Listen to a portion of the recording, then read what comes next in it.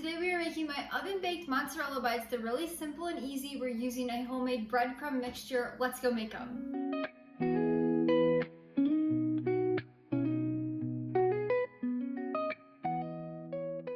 You can find my full written recipe link down in the description below. Just click that link, it'll take you over to the blog where you can print and save anytime. There's also tons of tips over there on how to serve them and storage ideas. To get started, we'll need to do a few prep things. So you'll want to grab a baking sheet and a oven-safe wire rack. So this we will put over our baking sheet, just like this. This is gonna help our mozzarella bites bake so much easier and they're gonna get crunchy all the way around. If you don't have one of these, you can just line a baking sheet pan with parchment paper and then you'll be just fine. So we have our baking sheet pan here. We're gonna set that aside for now. And then you want to grab mozzarella balls. You need 24 of them. I like to use fresh mozzarella, but you could use a low moisture mozzarella stick and cut it into pieces. I like to use this brand. I'm not even gonna try to pronounce it. I got these at Costco. They're just fresh little mozzarella balls. But you can also find them at Walmart or your local grocery store.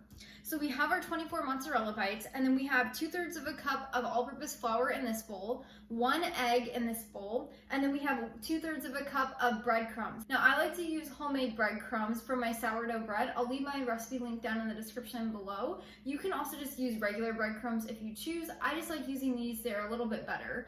And then to our breadcrumb mixture, we're gonna add 1 teaspoon of sea salt, 1/2 teaspoon of ground black pepper, 1/2 teaspoon of garlic powder, make sure it's salt-free, and 1/2 teaspoon of onion powder, again, salt-free. Then we'll grab a spoon, we're just gonna mix this to combine. We wanna make sure all those seasonings are combined throughout the breadcrumbs. This is gonna really give our mozzarella bites a great flavor.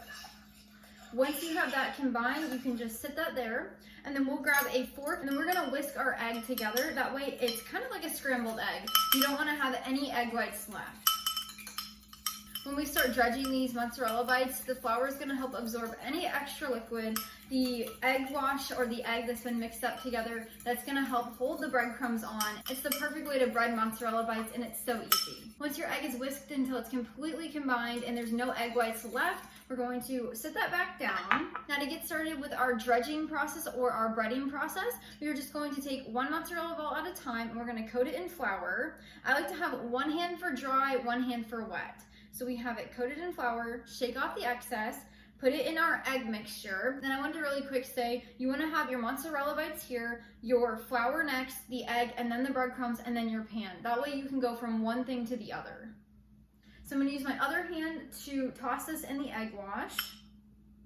When it's fully coated, you're just going to let the excess drip off. And we're going to place it in our seasoned breadcrumb mixture. I'm going to use my other hand that I use for the flour, my dry hand. I'm going to toss this to coat it. If there's a part of the mozzarella ball that is not getting coated, just dip it back in your egg wash really quick and then it will help make the breadcrumbs stick. And then when you're done with that, you're just going to place it on the wire rack and we're going to continue doing that. You can also, once you get going and you get the hang of it, you can add a few in here at a time. So like I have 4 in here, we're just gonna toss them. And then you can kind of make it go faster by doing it that way. And then once we place them on here, make sure they're about 1 inch apart so they don't stick and cook together.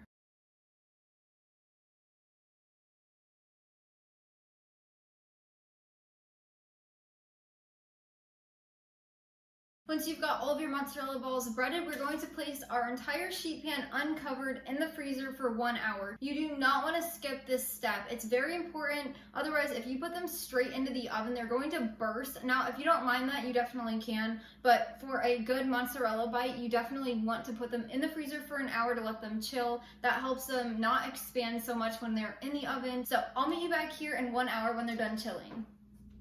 When you have about 10 minutes left of your freezing on the mozzarella bites, you're going to preheat your oven to 350 degrees Fahrenheit.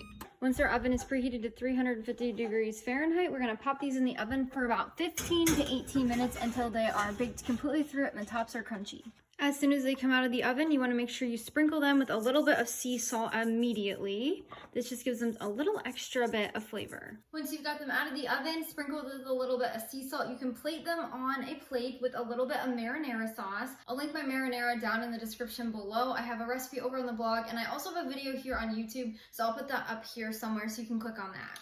But that is our favorite dipping sauce. My husband loves these. They're just so good. They're fun. You can make these for New Year's Eve. You could make them for a party. You could make them for the holidays. So I know Christmas is a great time for these little guys. If you just want a finger food, they really are really easy to make and so good.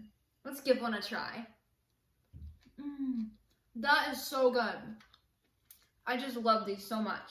And that's how you make my baked mozzarella bites. They are so much better than the store-bought pre-made kind you get in the freezer section. I hope these bites find a special place in your home like they have in ours. Until next time, go love your family and serve God one recipe at a time.